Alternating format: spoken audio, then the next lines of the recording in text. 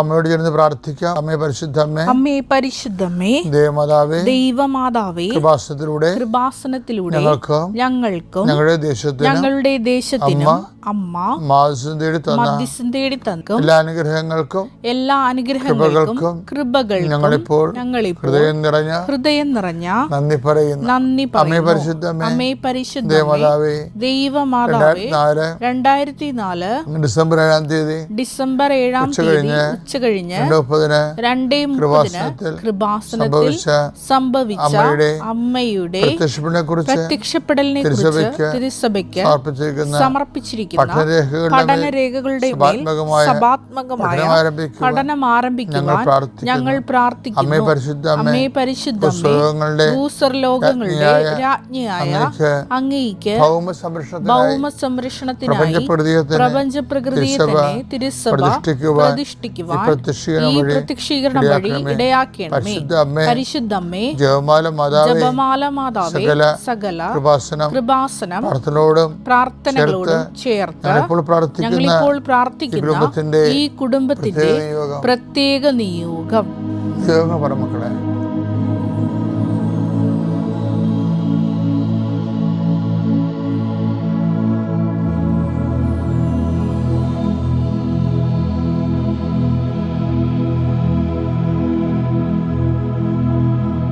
അമ്മയുടെ പ്രത്യക്ഷീകരണത്തിന്റെ ഈ അനുഗ്രഹവേളയിൽ ഞങ്ങൾക്ക് സാധിച്ചു തരുവാൻ കനിയണമേ. കർത്താവേ, എല്ലാ മക്കളെയും, ഈ പ്രാർത്ഥനയിൽ പങ്കെടുക്കുന്ന എല്ലാ മക്കളെയും അങ്ങേക്ക് സമർപ്പിക്കുന്നു.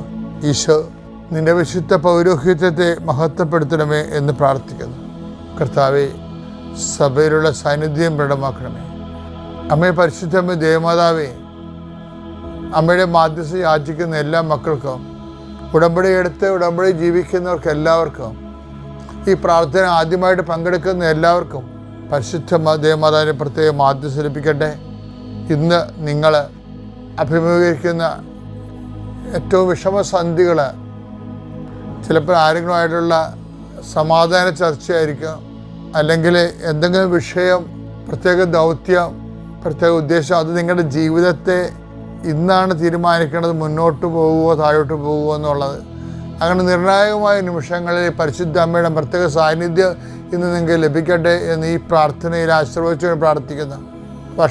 കാലവർഷത്തിന് ദയനീയത അനുഭവിക്കുന്നവരുണ്ട്. രോഗികളായ വീട്ടിൽ കിടന്നിട്ട് ആ വീട്ടിൽ പോലും തണുപ്പ് മാറാതെ വിശപ്പിനോടും രോഗത്തോടും പട്ടിണിയോടും മല്ലിടുന്നവരുണ്ട്. കുടുംബത്തിൽ നിരാലംബരായി പോയവരുണ്ട്. അവർക്കെല്ലാം കർത്താവേ, സന്ധിപ്പിൻ്റെ ഒരു സമുദ്രം കണ്ടെത്താൻ ഇടയാക്കണ പ്രാർത്ഥിക്കുന്നു. സന്മനസ്സുള്ളവരുടെ സന്ധിപ്പ് ലഭിക്കാൻ ഇടയാക്കണ പ്രാർത്ഥിക്കുന്നു. പഠന കാര്യങ്ങൾക്ക് വേണ്ടി പ്രയാസപ്പെടുന്ന മക്കളെ, ഉപരിവിദ്യാഭ്യാസത്തിന് വേണ്ടി, ഉപരിപഠനത്തിന് വേണ്ടിയുള്ള കോളേജുകൾ, സ്കൂളുകൾ, അതിൻ്റെ സീറ്റുകൾ ഇപ്പോഴും കിട്ടാത്ത മക്കളെ, പ്രത്യേകിച്ച് മാർക്ക് കുറഞ്ഞു പോയതിൻ്റെ പേരിൽ ഒത്തിരി ക്ലേശം അനുഭവിക്കുകയും വഴക്കും, അതേസമയം തന്നെ അവർക്ക് വേണ്ടി പരിശ്രമിക്കുന്ന ഒരു കുറ്റം പറച്ചിലും എല്ലാം കൂടെ മനസ്സിടിഞ്ഞു പോയ മക്കളെ സമർപ്പിച്ച് പ്രാർത്ഥിക്കുന്നു. ദൈവമേ, അങ്ങ് വിചാരിച്ചാൽ അവരെ എല്ലാം സെറ്റ് ചെയ്യാൻ കഴിയും. അവിടെ ജീവിതം അടഞ്ഞു പോകാതിരിക്കാനും, അതുപോലെ തന്നെ തങ്ങൾക്ക് യോഗ്യമല്ലാത്ത മറ്റുള്ളവരുടെ ഉയർച്ചയും അവരുടെ ജീവിതരീതിയും കണ്ട് അതുപോലെ ആകാൻ വേണ്ടി ശ്രമിച്ചിട്ട് ഓരോരുത്തരും എത്തിപ്പെടാത്ത സംഘർഷത്തിൽ ചെന്ന് അവസാനിക്കുന്ന ആൾക്കാരുണ്ട്. അർത്ഥം അവർക്ക് നല്ല ബോധം കൊടുക്കണമെന്ന് പ്രാർത്ഥിക്കുന്നു. അവർക്ക് പറ്റുന്ന രീതിയിൽ ചിന്തിക്കുവാനും അവരുടെ കയ്യിൽ അവർക്ക് ഭാവിയിൽ പ്രയോജനം ഉണ്ടാകുന്ന രീതിയിൽ, ബാധ്യത ഉണ്ടാകാത്ത രീതിയിൽ ജീവിതം ക്രമീകരിക്കുവാൻ അവർക്ക് സുബോധങ്ങൾ ഉണ്ടാകാൻ ഇടയാക്കണം പ്രാർത്ഥിക്കുന്നു. ഒത്തിരിയേറെ മക്കൾ തെറ്റായ തീരുമാനങ്ങൾ എടുത്തുകൊണ്ട് എടുത്തപ്പൊങ്ങാത്ത ജീവിത ഭാരവുമായി ഭ്രാന്തി പിടിച്ച് നടക്കുന്നുണ്ട്. അവരെല്ലാം ഈ സമയത്ത് പ്രാർത്ഥനയിൽ ഓർക്കുന്നു. അവർക്ക് പരിശുദ്ധാത്മാവിൻ്റെ ദാനങ്ങൾ നൽകണമേ. അവർക്ക് പരിശുദ്ധാത്മാവിൻ്റെ ദാനങ്ങൾ ലഭ്യമാകാനല്ല പറ്റാത്ത ആത്മീയ സാഹചര്യമാണെങ്കിൽ കർത്താവ് ഈ പ്രാർത്ഥനയുടെ ശക്തിയാൽ, ഈ പ്രാർത്ഥനയുടെ ജാമ്യത്തിൽ അവരങ്ങ് സന്ധിക്കണമേ എന്ന് പ്രാർത്ഥിക്കുന്നു. ജോലിയില്ലാത്തവർ, ജോലി നഷ്ടപ്പെട്ടവരെ കർത്താവെ, ഓഫീസുകളിലൊക്കെ എല്ലാം പല പല സമ്മർദ്ദങ്ങൾ അനുഭവിക്കുന്നവരെ അവർക്കെല്ലാം സമാധാനം കൊടുക്കണം പ്രാർത്ഥിക്കുന്നു. വീട്ടിലും സമാധാനമില്ല, ഓഫീസിൽ സമാധാനമില്ല, ജോലി ചെയ്യുന്ന ഇടത്ത് സമാധാനം ഇല്ലാതെ സ്വന്തം ആരോഗ്യവും പ്രതിസന്ധിയിലായിരിക്കുന്ന ഒത്തിരിയേറെ മക്കളുടെ കർത്താവെ, അവരെല്ലാം സന്ധിക്കണം പ്രാർത്ഥിക്കുന്നു. കടൽ കയറ്റം കൊണ്ട് വലയുന്നവരെ, അതിനെതിരെയുള്ള സാമൂഹിക പ്രതിബദ്ധതയുടെ പോരാട്ടങ്ങൾ എല്ലാം ഉത്തരവാദിത്തമുള്ളവരുടെ കണ്ണുകൾ തുറപ്പിച്ചുകൊണ്ട് കർത്താവെ, മനുഷ്യന് സ്വസ്ഥവും സമാധാനവും സുരക്ഷിതമായ ജീവിതം ക്രമീകരിക്കാൻ അവരെ അനുഗ്രഹിക്കണമേ എന്ന് പ്രാർത്ഥിക്കുന്നു. ഗർഭിണികളെ സംബന്ധിച്ച് പ്രാർത്ഥിക്കുന്നു. ആശുപത്രിയിലെ ഓപ്പറേഷന് വ്യത്യസ്തങ്ങളായ ടെസ്റ്റുകൾക്ക്, ഓപ്പറേഷന്, ട്രീറ്റ്മെൻറ്റിന് എല്ലാം ഡേറ്റ് നിശ്ചയിച്ചതിനെ സംബന്ധിച്ച് പ്രാർത്ഥിക്കുന്നു. കൂടുതൽ ഭയമുള്ളവരെ സംബന്ധിച്ച് പ്രാർത്ഥിക്കുന്നു. ഓരോ ഡേറ്റ് കഴിഞ്ഞ് വരുമ്പോൾ ഞാൻ ഉണ്ടാകുമോ ഇല്ലയോ, എൻ്റെ അവസ്ഥ എന്തായിരിക്കുമോ, അടുത്ത മാസം ഞാൻ എങ്ങനെ ഇരിക്കുമോ, ഇങ്ങനെയൊക്കെ വല്ലാണ്ട് ചിന്തിച്ച് കടകയറുന്നവരെയും വിഷമിക്കുന്നവരെയും ആന്തരികമായ അഭിഷേകം നൽകി അവരെ ബലപ്പെടുത്താൻ പ്രാർത്ഥിക്കുന്നു. ജീവിതമാർഗങ്ങൾ അന്വേഷിക്കുന്നവരെ, ചെറിയ മാർഗങ്ങളിലൂടെയാണ് ജീവിച്ചു പോണത്, അവർക്ക് വല്ലാത്ത ചെലവുകൾ വരുന്ന എല്ലാവിധ വിഷയങ്ങളെയും ഈശോയുടെ നാമത്തിൽ ഞാൻ ബന്ധിക്കുന്നു. അവർ സമാധാനത്തിലുള്ള ചിലവ് കൊണ്ട് വരവ് കൊണ്ട് ഉള്ളതുപോലെ ജീവിച്ച് സമാധാനത്തിൽ പോകുന്നതിന് വേണ്ടി അവരെ ആശീർവദിക്കാൻ പ്രാർത്ഥിക്കുന്നു. അവരെ പ്രലോഭനങ്ങളിൽ ഉൾപ്പെടുത്തരുതെന്ന് പ്രാർത്ഥിക്കുന്നു. മറ്റുള്ളവരുടെ സമ്മർദ്ദം മൂലം അവരില്ലാത്തതൊക്കെ എല്ലാം വിട്ടും ചുട്ടും, അതുപോലെ തന്നെ ഓൺലൈനിൽ ബിസിനസ് നടത്തിയും പരാജയപ്പെട്ടും അധ്വാനിച്ച പണം മറ്റുള്ളവരുടെ കയ്യിൽ അകപ്പെട്ടും ഇങ്ങനെ വല്ലാത്ത രീതിയിൽ പീഡിതരായിട്ടുള്ള മക്കളെ സമർപ്പിച്ച് പ്രാർത്ഥിക്കുന്നു. എൻ്റെ കർത്താവിൻ്റെ ഉന്നതമായ നാമത്തിൽ, സഭയുടെ അധികാരത്തിൽ, കുരിശടയാളത്തിൽ മാതാവിൻ്റെ പ്രത്യേകമായ മാധ്യസ്ഥത അനുഗ്രഹിക്കട്ടെ. വിശ്വാസ പ്രമാണം. സർവശക്തനായ പിതാവും ആകാശത്തിൻ്റെയും ഭൂമിയുടെയും സൃഷ്ടാവുമായ ദൈവത്തിൽ ഞാൻ വിശ്വസിക്കുന്നു. അവിടുത്തെ ഏകപുത്രനും ഞങ്ങളുടെ കർത്താവുമായ ഈശോ മിശിഹായിലും ഞാൻ വിശ്വസിക്കുന്നു.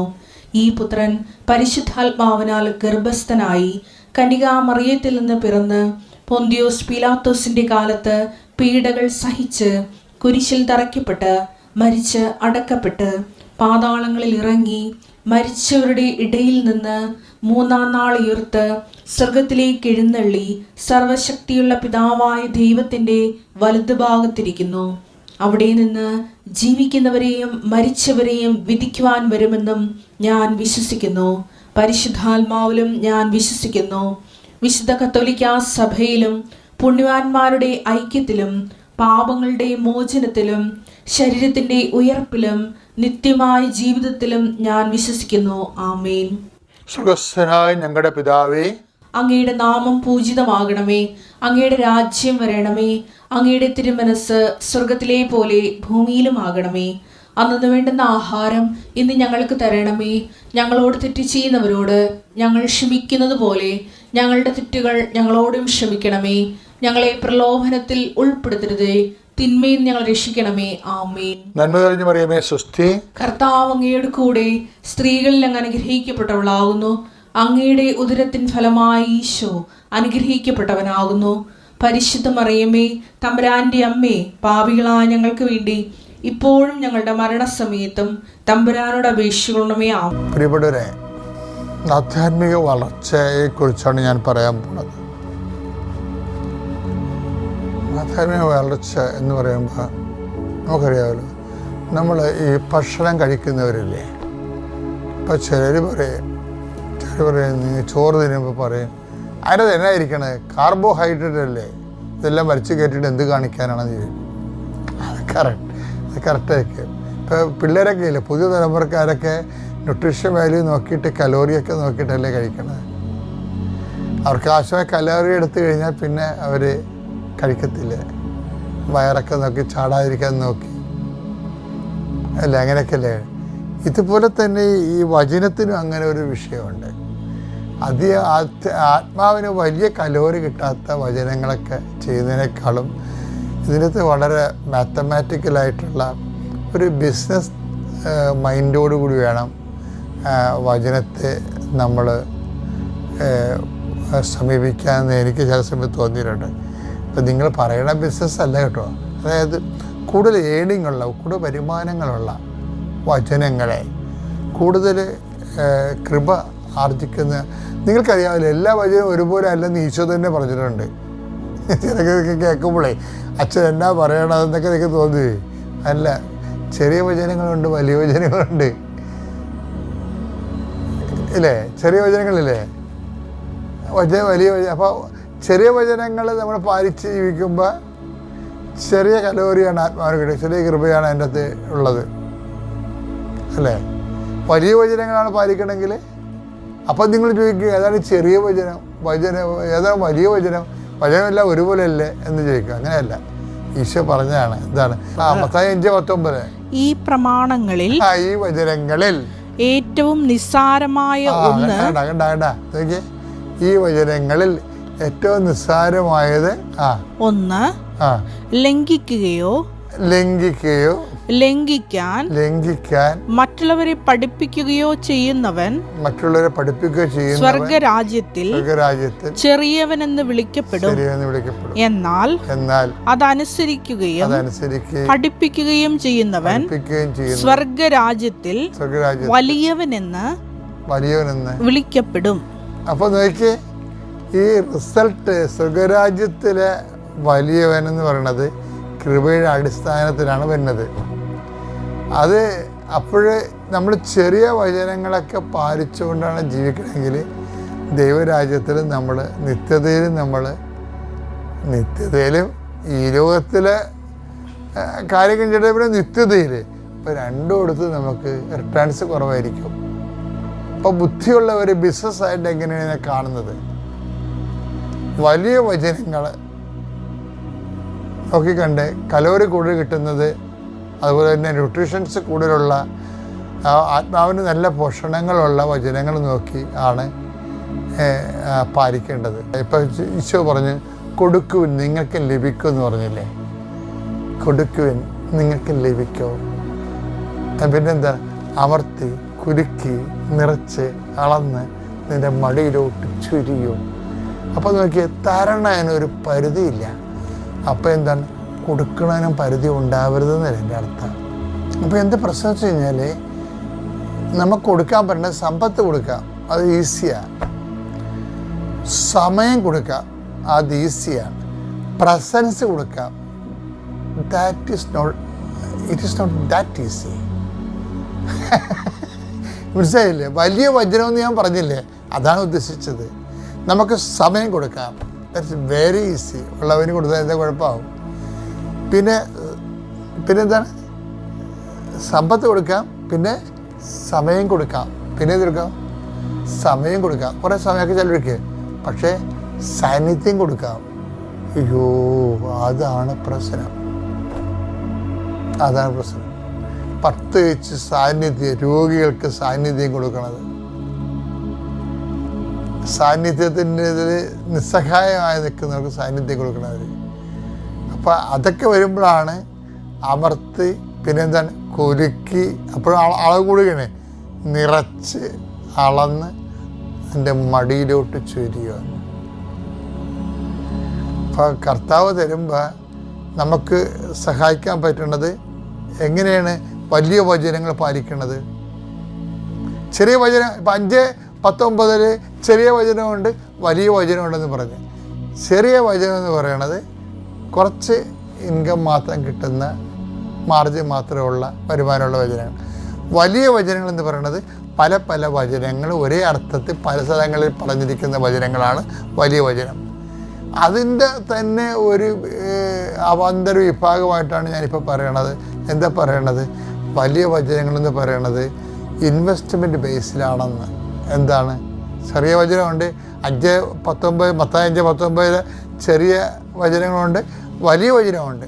പക്ഷേ വലിയ വചനം എന്ന് പറഞ്ഞാൽ എന്താണ്? ഇൻവെസ്റ്റ്മെൻറ്റ്. ചില വചനങ്ങൾ പാലിക്കുന്നതിന് നമുക്ക് സമ്പത്ത് കൊടുത്താൽ മതി, ദാറ്റ് ഈസ് ഈസി. കുറച്ചുകൂടി ഗൗരവമുള്ള വചനങ്ങൾ പാലിക്കണമെങ്കിൽ നമ്മൾ പിന്നെന്ത് കൊടുക്കണം? നമ്മുടെ സമയം കൊടുക്കണം. പിന്നെ എന്താണ്? കുറച്ചുകൂടി അതിനേക്കാൾ ഗൗരവമുള്ള വചനങ്ങൾ പാലിക്കണമെങ്കിൽ എന്ത് ചെയ്യണം? നമ്മുടെ സാന്നിധ്യം കൊടുക്കണം. അപ്പോൾ ഇതിനെല്ലാം വ്യത്യസ്തമാണ്, വ്യത്യസ്തമായ കലോറികളിലാണ് നമുക്ക് റിട്ടേൺസ് കിട്ടുന്നത്, ദൈവനം കിട്ടുന്നത്. എൻ്റെ പേര് സ്റ്റെഫി ആൽവിൻ. ഞാൻ അന്നമനടയിൽ നിന്നാണ് വരുന്നത്. എനിക്ക് 2 മക്കളാണ്. എനിക്ക് മൂത്ത മകൾക്ക് 3 വയസ്സ് പ്രായമുള്ളപ്പോൾ ഞാൻ പ്രഗ്നൻ്റായി. പക്ഷേ കുട്ടിക്ക് ഹാർട്ട് ബീറ്റ് ഇല്ലാത്തതുകൊണ്ട് അബോർഷനായി പോയി. അത് കഴിഞ്ഞ് പിറ്റേ വർഷം വീണ്ടും പ്രഗ്നൻ്റായി.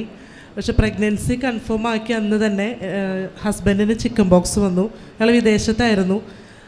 അപ്പോൾ ഡോക്ടേഴ്സ് അന്നേ പറഞ്ഞിരുന്നു, ഞാൻ എൻ്റെ പ്രഗ്നൻസി കൺഫേം ആയ ടൈമിൽ തന്നെയാണ് ഹസ്ബൻഡിന് ചിക്കൻ ബോക്സ് പറഞ്ഞത്. അപ്പോൾ അന്നറിഞ്ഞപ്പോൾ ഞങ്ങൾ ഒരുമിച്ചായതുകൊണ്ട് മേ ബി എനിക്ക് ചിക്കൻ ബോക്സ് വന്നാൽ കുഞ്ഞിനത് അഫക്റ്റ് ചെയ്യുമെന്ന് പറഞ്ഞിരുന്നു. ഒരാഴ്ച കഴിയുമ്പോൾ എനിക്കും ചിക്കൻ ബോക്സ് വന്നു. അപ്പോൾ ഗർഭാവസ്ഥ സ്റ്റാർട്ടിങ് സ്റ്റേജിലായതുകൊണ്ട് ഡോക്ടേഴ്സ് പറഞ്ഞു, കുഞ്ഞിന് കിട്ടുവാണെങ്കിൽ തന്നെ ഏതെങ്കിലും രീതിയിലുള്ള വൈകല്യത്തോടു കൂടി കുഞ്ഞിനെ കിട്ടുള്ളൂ എന്ന് പറഞ്ഞു. ഒന്നുകിൽ ശാരീരിക വൈകല്യങ്ങളുണ്ടാവാം, അതല്ലെങ്കിൽ കാഴ്ചയ്ക്ക്, കേൾവിക്ക് അങ്ങനെ എന്തെങ്കിലും പ്രശ്നങ്ങളുണ്ടാവുമെന്ന് പറഞ്ഞു. പക്ഷെ ഞാനും ഹസ്ബൻഡും തീരുമാനം എടുത്തിരുന്നു, മറ്റു കാര്യങ്ങളൊന്നും ചിന്തിക്കുന്നില്ല. കുഞ്ഞിൻ്റെ ഹാർട്ട് ബീറ്റ് ഉണ്ടെങ്കിൽ ആ കുഞ്ഞിനെ ഏതൊരവസ്ഥയിലും സ്വീകരിക്കാൻ ഞങ്ങൾ മനസ്സുകൊണ്ട് തയ്യാറെടുത്ത് ദൈവത്തോട് പ്രാർത്ഥിച്ച് മുന്നോട്ട് പോയിക്കൊണ്ടിരിക്കുകയായിരുന്നു.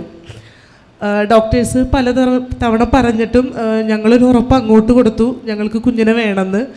ആ സമയത്ത് ഇതെൻ്റെ അമ്മയാണ്. അമ്മ ഇവിടെ വന്ന് ഉടമ്പടി എടുത്ത് പ്രാർത്ഥിച്ചിരുന്നു. അമ്മയുടെ ഉടമ്പടി പ്രാർത്ഥനകളുടെ കൂട്ടത്തിൽ ഇവിടെ വന്ന് പ്രാർത്ഥിക്കുന്ന സമയത്ത് ഡോക്ടേഴ്സ് ഈ പറഞ്ഞ കാര്യം ഞാൻ അമ്മയെ വിളിച്ച് പറഞ്ഞപ്പോൾ അന്ന് ഇവിടെ വന്ന് അമ്മ കരഞ്ഞ് പ്രാർത്ഥിച്ചു. ആ സമയത്ത് അമ്മ ഇവിടെ ആയിരിക്കുന്ന സമയത്ത് അച്ഛൻ്റെ പ്രാർത്ഥനയിൽ അച്ഛൻ ഇവിടെ വിളിച്ച് പറഞ്ഞു, 1.5 മാസം പ്രഗ്നൻ്റ് ആയിരിക്കുന്നതും ഇതിനു മുൻപ് ഒരു അബോർഷനായ ഒരു മകളുടെ കുഞ്ഞിന് വേണ്ടി കരഞ്ഞ് പ്രാർത്ഥിക്കുന്നുണ്ടൊരമ്മ, അത് മാതാവ് കാണിച്ചു കൊടുക്കുന്നുണ്ടെന്ന് പറഞ്ഞു. അമ്മ അതപ്പം തന്നെ ഞങ്ങൾ വിളിച്ചു പറഞ്ഞു. ഞങ്ങൾ മാതാവിൻ്റെ മധ്യസ്ഥ ശക്തിയിൽ ഉറച്ച് വിശ്വസിച്ച് മുന്നോട്ട് വന്നു. എനിക്ക് പൂർണ്ണ ആരോഗ്യമുള്ള ഒരു ആൺകുഞ്ഞിനെ ഈ കുഞ്ഞാണെൻ്റെ കയ്യിലിരിക്കുന്നത് മാതാവ് എനിക്ക് തന്നു. അതോടൊപ്പം തന്നെ ഇപ്പോൾ 2 വർഷമായി, മോന് 2 വയസ്സായി. ഞങ്ങൾക്കിവിടെ എത്താൻ പറ്റിയില്ല. ഈ സാക്ഷ്യം വെളിപ്പെടുത്താനായിട്ട് ഇത്ര വൈകിയതിൽ പരിശുദ്ധ അമ്മയോട് മാപ്പ് അപേക്ഷിക്കുന്നു. പേര് ജെയിനി തോമസ്, തൃശ്ശൂർ രൂപതയിൽ നിന്നാണ് ഞാൻ വരുന്നത്. മനക്കൊടിയാണ് എൻ്റെ വീട്. ഞാൻ ഇവിടെ 2018 ഞാൻ വന്നിട്ട് മെയ് മാസത്തിലാണ് ഞാൻ വന്ന് സാക്ഷ്യം ഉടമ്പടി എടുത്തത്. അപ്പോൾ ആദ്യമായിട്ട് തന്നെ ഞങ്ങൾക്ക് ബിസിനസ്സാണ്. അപ്പോൾ ഫാൻസി കടയായിരുന്നു, അത് ഭയങ്കര നഷ്ടത്തിലായിരുന്നു. അത് വിറ്റ് തരാൻ വേണ്ടി ഞാൻ മാധവനോട് ഉടമ്പടിയിൽ പ്രാർത്ഥിച്ചിരുന്നു. അത് വിറ്റ് തന്നു. പിന്നെ ഞങ്ങൾക്ക് ബാങ്കിൽ നിന്ന് ലോൺ പാസ്സാവണമായിരുന്നു. ഞങ്ങൾക്ക് സർജിക്കലിൻ്റെ ഒരു സ്ഥാപനമുണ്ട്, അത് മുന്നോട്ട് കൊണ്ടുപോകണമെങ്കിൽ. അപ്പോൾ 20 ലക്ഷം രൂപയാണ് ഞങ്ങൾ ചോദിച്ചത്. അപ്പോൾ 2 കൊല്ലം വഴിയാണ് ഉള്ളത്, 20 വർഷമായിട്ട് ഞങ്ങൾക്ക്. അപ്പോൾ മാനേജർ പറഞ്ഞു സാധിക്കില്ല എന്ന് പറഞ്ഞു. അങ്ങനെ ഞങ്ങൾ ഇവിടെ ഉടമ്പടി എടുത്ത് വന്നപ്പോൾ പിന്നത്തെ ആഴ്ച ഞങ്ങൾ വീണ്ടും ഒന്നും കൂടി ചോദിക്കാൻ വെച്ചിട്ട് ചെന്നപ്പോൾ ആൾ പറഞ്ഞു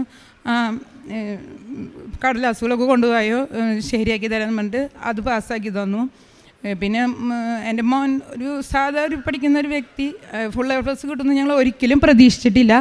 അവന് ഫുൾ A+ കിട്ടി. പിന്നെ ഞാൻ എൻ്റെ അനിയത്തിയുടെ വിവാഹത്തിനെ കുറിച്ചിട്ട് എഴുതിയിട്ടുണ്ടായിരുന്നു, അപ്പോൾ അതും നടത്തി തന്നു. പിന്നെ എൻ്റെ മോള് അതുപോലെ തന്നെ പരീക്ഷയ്ക്ക് സ്കൂൾ ബേസിൽ പോകുമ്പോൾ ഈ കാശ് രൂപം കൊണ്ടുപോകായിരുന്നു. മോനും ഞാൻ കൊടുത്തയച്ചിരുന്നു. ഈ 10ാം ക്ലാസ്സിൽ പരീക്ഷയ്ക്ക് പോകുമ്പോൾ അവന് ഫുൾ A+ കിട്ടുകയും ചെയ്തു. പിന്നെ ഞങ്ങളുടെ അയൽപ്പക്കാരായിട്ട് അത്ര അങ്ങനെ ഞങ്ങൾ ബന്ധുക്കളാണ്, പക്ഷെ അത്ര രസത്തിലല്ല. കാരണം എന്ന് വെച്ചിട്ടുണ്ടെങ്കിൽ ഞങ്ങളെല്ലാ കാര്യത്തിനും വിളിക്കും, അവരൊന്നിനും വരില്ലായിരുന്നു. ഇവിടെ വന്നിട്ട് ഉടമ്പടി എടുത്തപ്പോൾ അവർ പിന്നെ വരികയും കഴിഞ്ഞ കൊല്ലം ഞങ്ങൾക്ക് 5 കൊല്ലം വഴി ആക്കി തരികയും ചെയ്തു. പരിശുദ്ധ അമ്മയോടും തിരുക്കുമാനോടും നന്ദി പറയും. എൻ്റെ പേര് അഞ്ജു. ഞാൻ കൊറ്റംകുളങ്ങര സെയിൻറ്റ് പോൾ കാലാത്ത ഇടവകയിൽ നിന്നുള്ള അംഗമാണ്. ഞാനിവിടെ ഉടമ്പടി എടുക്കുന്നത് ഒക്ടോബർ 2019. 2 മെയിൻ കാര്യത്തിനാണ് വന്നത്. ഒന്ന് ജോലി, ഒരു സ്ഥിരമായിട്ടുള്ളൊരു ജോലി, നല്ല ശമ്പളത്തോടുള്ള ജോലിയും, പിന്നെ എൻ്റെ ചേച്ചിക്കൊരു കുഞ്ഞിനെ ആവശ്യമുണ്ടായിരുന്നു. അപ്പം ഈ 2 കാര്യങ്ങളാണ് മെയിനായിട്ട് വന്ന് ഉടമ്പടി എടുത്തത്. അപ്പം എനിക്ക് പറയാനുള്ളതെന്ന് വെച്ചാൽ 2019 തൊട്ടുള്ള കിട്ടുന്ന എനിക്ക് അനുഗ്രഹത്തെക്കുറിച്ചാണ് പറയാനുള്ളത്. ഒന്ന്, എൻ്റെ ചേച്ചിക്കൊരു കുഞ്ഞുണ്ടായി, പെൺകുഞ്ഞാണ് ഉണ്ടായത്. അവൾ വളരെ നല്ല ആരോഗ്യത്തോടെയുള്ള കുഞ്ഞും പിന്നെ നല്ല ബ്ലെസ്സിങ്സ് ആയിട്ടുള്ളൊരു കുഞ്ഞും കൂടിയാണ് വന്നത്. രണ്ടാമത്തെ കാര്യം എൻ്റെ ജോലി കിട്ടിയത്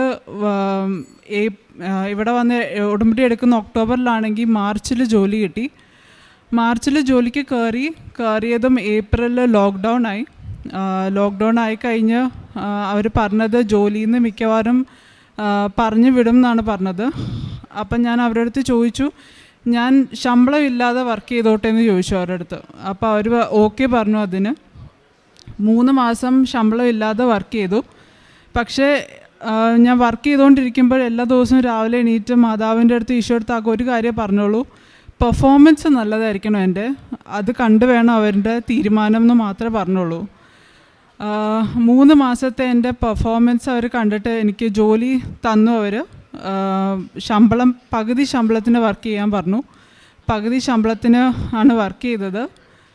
പക്ഷേ അവിടെ ഞാൻ കയറിയത് എക്സിക്യൂട്ടീവ് ലെവലിലാണ് കയറിയത്. പക്ഷേ ഞാൻ അവിടെ നിന്ന് ജോലിയിൽ നിന്ന് ഇറങ്ങുമ്പോഴത്തേക്ക് മാനേജർ പൊസിഷനിലാണ് അവിടെ നിന്ന് ഇറങ്ങിയത്, ഫുൾ ശമ്പളത്തോടെ തന്നെ.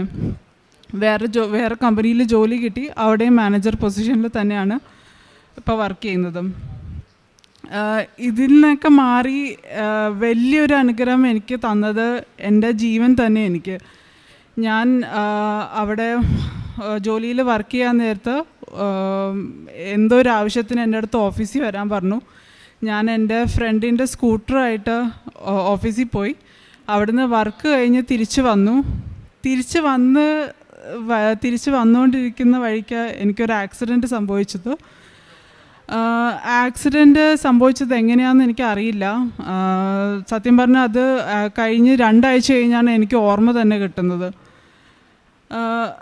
ആക്സിഡൻ്റായി എനിക്ക് ചെറിയ ബ്രെയിൻ ഇഞ്ചുറി ഉണ്ടായിരുന്നു, റിബ് ഫ്രാക്ചർ ഉണ്ടായിരുന്നു, കോളർ ബോൺ ഫ്രാക്ചർ ഉണ്ടായിരുന്നു, പിന്നെ ആങ്കിളിലൊരു നല്ലൊരു വൂണ്ടും ഉണ്ടായിരുന്നു. എന്താ സംഭവിച്ചതെന്ന് എനിക്കറിയില്ല. പക്ഷേ ആക്സിഡൻ്റായി അവിടെ കുറച്ച് നേരം റോഡിലെ സൈഡിൽ തന്നെ കിടക്കുമായിരുന്നു. എൻ്റെ ഓൾമോസ്റ്റ് റൈറ്റ് സൈഡ് ഫുൾ നല്ല പരിക്കുകൾ വന്നിട്ടുണ്ടായിരുന്നു. അപ്പം അവിടുന്ന് ആർക്കും കോവിഡ് സമയം കൂടെ ആയതുകൊണ്ട് ആരും ഹോസ്പിറ്റലിൽ ആക്കാനായിട്ട് ആരും അങ്ങോട്ട് മുന്നോട്ട് വരുന്നില്ല. അപ്പം ഇതൊക്കെ ഞാൻ കേട്ടതാണ്. അവിടുന്ന് ഒരു അമ്മയും മോളും കൂടെ ഹോസ്പിറ്റലിൽ നിന്ന് വരുന്ന വഴിക്ക് തിരക്ക് കണ്ടു വന്ന് നോക്കിയപ്പോഴത്തേക്ക് ഞാൻ റോഡിൻ്റെ സൈഡിൽ ഇങ്ങനെ സ്കൂട്ടറുമായിട്ട് മാറി കിടക്കുന്ന കണ്ടത്. അവരുടെ അടുത്ത് പറഞ്ഞെങ്കിലും വേണ്ടാന്ന് പറഞ്ഞെങ്കിലും ഒരമ്മ വന്നിട്ട് അവരെന്നെ അവിടെ നിന്ന് എടുത്തുകൊണ്ട് വന്ന് ഹോസ്പിറ്റലിൽ കൊണ്ടാക്കിയത്. ഹോസ്പിറ്റലിൽ വന്നു കഴിഞ്ഞ് എല്ലാത്തിനും സർജറി വേണമെന്ന് പറഞ്ഞു. അമ്മയുടെ അനുഗ്രഹത്താലും ദൈവത്തിൻ്റെ അനുഗ്രഹത്താലും ബ്രെയിൻ സർജറി വേണ്ടാന്ന് പറഞ്ഞു. അത് 5 ദിവസത്തിനുള്ളിൽ ശരിയായി കഴിഞ്ഞ് കോളർ ബോണ്ട് സർജറി വേണ്ടി വന്നു, കാലിലുള്ള വൂണ്ടിനും സർജറി വേണ്ടി വന്നു. പക്ഷേ ഇതിലൊക്കെ അനുഗ്രഹം എന്താണെന്ന് ഞാൻ നോക്കുന്നതെന്ന് വെച്ചാൽ അപ്പോഴത്തെ ഒരു അവസ്ഥയിൽ എന്നെ സഹായിക്കാനായിട്ട് കുറേ പേര് ഓടി വന്നെന്നുള്ളതാണ്. ആ അമ്മ അഡ്മിറ്റ് ചെയ്ത അമ്മ ആരാണെന്ന് പോലും എനിക്കറിയില്ല. പക്ഷേ എനിക്ക് തോന്നുന്നത് മാതാവ് തന്നെ വന്ന് എന്നെ അവിടുന്ന് രക്ഷിച്ചു എന്നാണ് എനിക്ക് തോന്നുന്നത്. അവിടുന്ന് വന്ന് ഹോസ്പിറ്റലാക്കുകയും ഇടയ്ക്ക് വന്ന് എന്നെ കാണുകയും എൻ്റെ അടുത്ത് സംസാരിക്കുകയും ചെയ്തു. ആ അമ്മ 3 മാസം മുമ്പ് ഹെൽത്ത് ഇഷ്യൂസ് കാരണം മരണപ്പെടുകയും ചെയ്തു. പക്ഷേ എനിക്ക് വളരെ ഉറപ്പുണ്ട്, ഞാൻ മാതാവിനോട് കാണിച്ചിട്ടുള്ള ആ ഒരു സ്നേഹത്തിൻ്റെയും ആ ഒരു ബ്ലെസ്സിങ് തന്നെയാണ് എനിക്ക് അവർ വന്ന് എന്നെ അന്ന് സഹായിക്കാനായിട്ട് എന്നെ കൊണ്ടുവന്നത്. അതുകൂടാതെ അവിടുത്തെ എൻ്റെ ആക്സിഡൻറ്റ് കഴിഞ്ഞ് ഇത്രയും വലിയ ആക്സിഡൻറ്റ് കഴിഞ്ഞിട്ടും എൻ്റെ റിക്കവറി വളരെ പെട്ടെന്ന് നടന്നത്. എൻ്റെ അമ്മയുടെ പ്രാർത്ഥനയും എൻ്റെ സകല ഫ്രണ്ട്സും റിലേറ്റീവ്സും അവരുടെയൊക്കെ പ്രാർത്ഥന നന്നായിട്ട് കിട്ടിയിട്ടുണ്ടായിരുന്നു. സഹായിക്കാനും ഇഷ്ടം പോലെ പേരുണ്ടായിരുന്നു. എൻ്റെ കസിൻസ് വന്നു, എൻ്റെ ബ്രദറിൻലോ വന്നിട്ടുണ്ടായിരുന്നു, എൻ്റെ കൊളീഗ്സും. ഒന്നും പോരാത്തതിന് എൻ്റെ കമ്പനിയുടെ CEO കൂടെ വന്നിട്ടാണ് എനിക്ക് ഇടാനുള്ള ഡ്രസ്സും കാര്യങ്ങളൊക്കെ എനിക്ക് റെഡിയാക്കി തന്നത്. അങ്ങനെയുള്ള ഒത്തിരി അനുഗ്രഹം കിട്ടിയതിന് അമ്മയോട് ഞാൻ ഒത്തിരി നന്ദി പറയുന്നു.